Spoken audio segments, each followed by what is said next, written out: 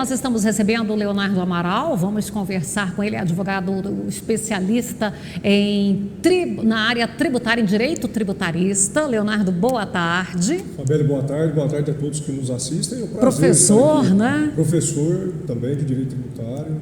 E a hora que a gente fala em direito tributário, o que é hoje que está aí trazendo? Porque o direito tributário não para. Tributário faz parte da vida e da atividade produtiva, né, de qualquer país. Agora, no Brasil, a gente tem que falar que a legislação tributária é bastante complexa e aí a gente vai vendo os problemas que isso vai provocando, né, no contribuinte.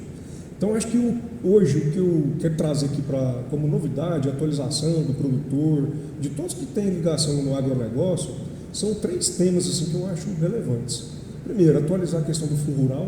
Estava marcado hoje, pautado para ser julgado. Era mais uma oportunidade que o Supremo teria para corrigir a injustiça que ele provocou lá em 2017, mas foi retirado da pauta. Então, nós vamos ficar aí aguardando e acompanhando. Cada vez que tem essa possibilidade, renova as esperanças, não é verdade? Até é importante destacar aqui que essa ação declaratória de inconstitucionalidade, ela foi proposta em 2010 pela Abrafrig, Associação dos Frigoríficos. Então, veja bem, desde 2010. E só agora o Supremo resolveu, vamos falar assim, definir. Está 5-5. 5 votos favoráveis ao contribuinte e 5 votos contrários. Está faltando o voto do ministro Dias Toffoli. Então, ou seja, Dias Toffoli, se ele entender, de acordo com os outros 5 ministros, inclusive um foi o Marco Aurélio, o ministro Edson Fachin, que entende que o fundo rural é inválido. Então, ou seja, aquele passivo do fundo rural que existe hoje e que é um abacaxi que ainda não foi resolvido, ele acaba. Então, acho que é um momento de se dialogar, as lideranças do agro, juntamente com o ministro Dias Toffoli, e explicar, os motivos e todo o impacto que isso pode causar em toda a cadeia produtiva do agronegócio brasileiro. Então a gente fica aí com essa expectativa toda. Agora não tem data. Vamos ver aí quando é que eles vão pautar. Agora, justamente, inclusive é bom aqui ressaltar também que existe uma possibilidade de renegociação desse passivo e a gente orienta os produtores a não fazer essa renegociação agora. É importante esperar o julgamento dessa ação declaratória, porque pode ser que o Supremo, de acordo com o voto do ministro Dias Toffoli, fale que o fundo rural é inválido. E quais são os outros 2 temas? Bom, então, a questão do imposto de renda do produtor rural. Aconteceu uma operação no Rio Grande do Sul, e achei importante trazer essa informação para todos que nos assistem. O que é o problema? O imposto de renda do produtor rural, da atividade rural, ele é visto como um regime mais benéfico. Por quê? Porque o produtor, ele tem uma possibilidade de deduzir as despesas de custeio de investimento. Então, tudo que ele gasta para manter a fazenda, para comprar equipamento, tudo isso, todos esses gastos são deduzidos da receita que ele adquire com a venda da produção. Então, ou seja, ele vai pagar um imposto de renda menor. Tá? O caixa, o volume ali é menor. Isso. O confronto de receita e despesa, o que sobrar é que vai ser a base de cálculo para calcular o imposto de renda a ser recolhido.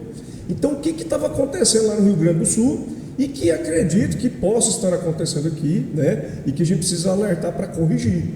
Despesas. Muitos produtores não se preocupam em documentar a realização dessas despesas. Então, hoje você tem um livro caixa digital e vou falar a possibilidade da Receita Federal vir e pegar e exigir a documentação de uma determinada despesa. Por exemplo, contrato um prestador de serviço de colheita. Ele vai lá na fazenda e vai prestar serviço de colheita. Quando eu pagar ele, o que eu tenho que exigir? Nota fiscal. Eu tenho que pagar ele, o dinheiro sai da minha conta e vai para a conta dele, porque eu materializo a realização dessa despesa. Eu não posso simplesmente emitir um recibo igual antigamente era feito, porque a Receita Federal vai entender que aquilo é uma simulação de despesa e vai desconsiderar. Então, ou seja, vai falar que o produtor está sonegando imposto de renda, e aí vem auto de infração. E lá no Rio Grande do Sul foi pior, porque lá estava o quê? Fraudando. Tinha produtor que estava comprando nota fiscal falsa, emitindo recibo de despesa que não existia. Então, além de tudo, você tem que pagar esse imposto de renda que foi omitido com multa, isso é considerado crime. Então, assim, o produtor que age dessa forma, ele vai responder uma ação penal. Leonardo, aí quando a gente está falando ali, vamos ainda continuar um pouquinho falando dessa parte ali do imposto de renda. Você ainda me disse aqui que tem aquela questão de parceria e arrendamento. É diferente e vai ter peso diferente. Esse aí é um dos pontos assim, que a gente acompanha bastante aqui na região, né? Porque que acontece? O arrendamento é como se fosse um aluguel da terra. Não há compartilhamento de risco. Agora a parceria não. O dono da terra e o produtor se unem e há o compartilhamento de risco. Se der perda da safra, os dois vão sofrer as consequências, né? Então isso tem que estar muito materializado, muito bem materializado num contrato. E o que acontece? O tratamento da renda que o dono da terra recebe como arrendamento, ele não é considerado atividade rural. Então, ou seja, ele tem uma tributação pior, ele vai entrar naquele regramento geral. É como se fosse o meu salário livre. Isso, como se fosse um aluguel, um recebimento de aluguel. Vai ser tributado lá na tabela de 27,5%. Então, o que acontece? É um comportamento, isso aí é cultural, já vem de muitos anos, faz o contrato de arrendamento, só que declara no imposto de renda como parceria. Então, isso agora com o livro Caixa Digital ficou impossível. Eu aconselho a corrigir isso de forma urgente.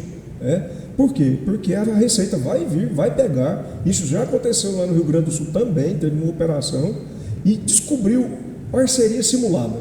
Então, vai pegar o dono da terra e vai pegar também o arrendatário que não fez a declaração de forma correta. Então, ou seja, todas as partes envolvidas nesse negócio vão ser prejudicadas. Tem que ter muita atenção nisso aqui.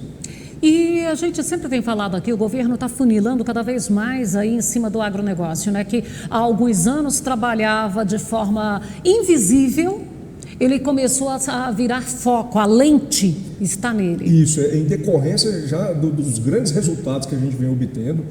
Quando a gente fala do agronegócio, a gente tem que lembrar que é uma cadeia produtiva, né?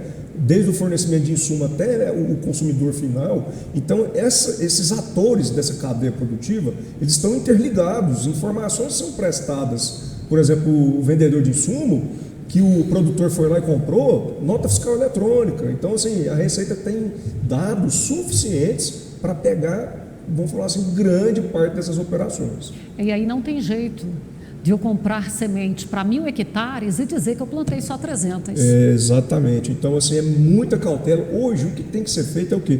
Planejamento tributário de forma lícita, com o profissional, com um contador, com um advogado tributarista. Para quê? Para que ele não faça nenhuma manobra que seja julgado irregular pela Receita, porque é pesada a multa. A multa pode ser de 75% até 212% do imposto que não foi recolhido. Leonardo, acho que nós não vamos conseguir entrar no terceiro tema, porque eu ainda quero fazer mais uma pergunta aí, a hora que você falou de fazer esse planejamento tributário. E existem dentro da lei algumas ações que eu posso fazer que essa carga fique menos pesada, ou que eu tenha ali maneiras de fazer uma pulverização dessa... Existe, Fábio, existe sim. O que acontece, por exemplo? Você pode, um produtor, por exemplo, um planejamento que ele faz para pagar menos imposto. Ele compra maquinário, ele compra terra, às vezes não pensando no fluxo de caixa. Ele simplesmente fala, vou comprar uma máquina aqui porque eu vou pagar menos imposto. Só que ele não precisa daquela máquina nova. Então, ou seja, do ponto de vista do negócio, aquela aquisição não está ajudando em nada. Então, ele pode muito bem reduzir o pagamento de imposto fazendo o quê? Criando uma pessoa jurídica e fazendo uma tributação tanto na pessoa jurídica como na pessoa física.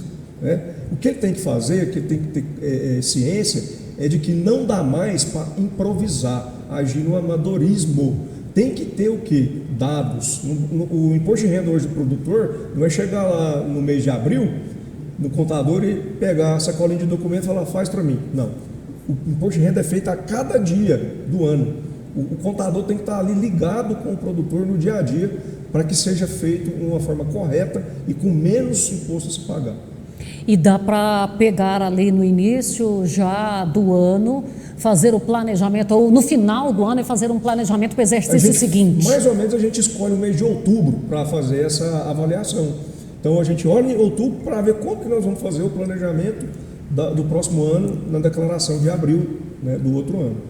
Outra, por exemplo, é um produtor que não tem muita despesa de investimento. né? Ele pode fazer o quê? Ele pode fazer uma tributação do imposto pelo lucro presumido.